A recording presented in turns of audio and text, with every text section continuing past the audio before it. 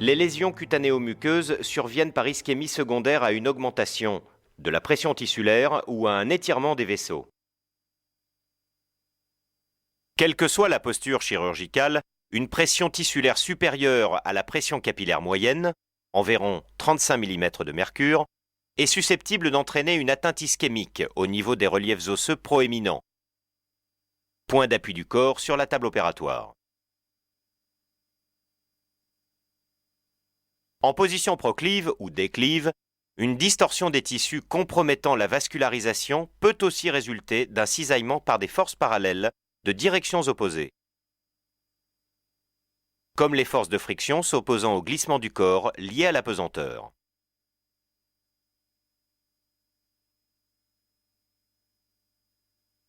Au niveau musculaire, une compression externe peut augmenter la pression tissulaire. Dépassant la pression veineuse, elle entraîne un collapsus veineux et une ischémie par réduction de la perfusion locale.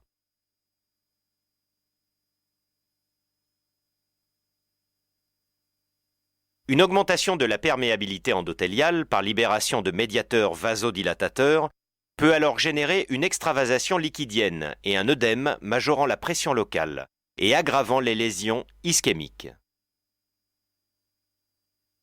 Cette auto-aggravation réalise une véritable tamponnade intracompartimentale, signant l'apparition d'un syndrome des loges. La libération de myoglobine et sa dissociation en milieu acide en un dérivé directement toxique pour l'épithélium tubulaire rénal peuvent alors précipiter une insuffisance rénale aiguë. La séquence des événements se déroulant au niveau de la microcirculation, la présence d'époux périphériques est possible malgré l'évolution sous-jacente d'un syndrome compartimental et ne doit pas remettre en cause le diagnostic. L'apparition des lésions cutanéo-muqueuses et musculaires est favorisée par le maintien prolongé de la posture, généralement plusieurs heures, ou une hypotension persistante.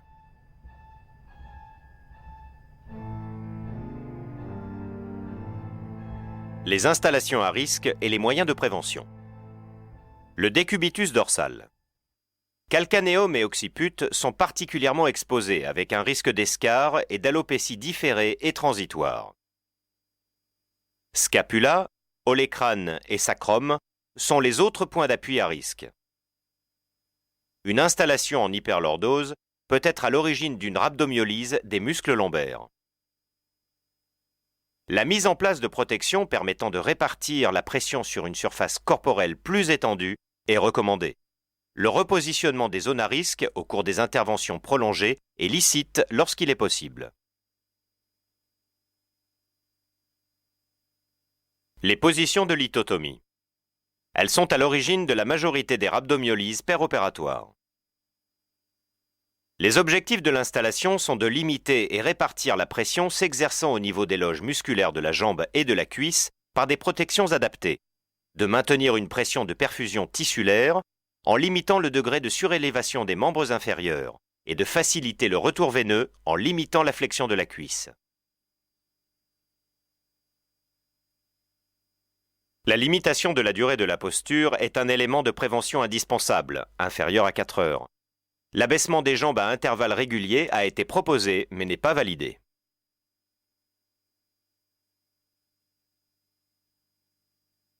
Le décubitus ventral. Des protections sont mises en place au niveau des genoux et des crêtes iliaques. L'absence de compression des organes génitaux externes est vérifiée. L'hyperextension de la cheville et l'appui sur les orteils est prévenu par une surélévation des pieds sur un coussin. L'installation céphalique préviendra toute plicature ou contrainte sur le pavillon de l'oreille.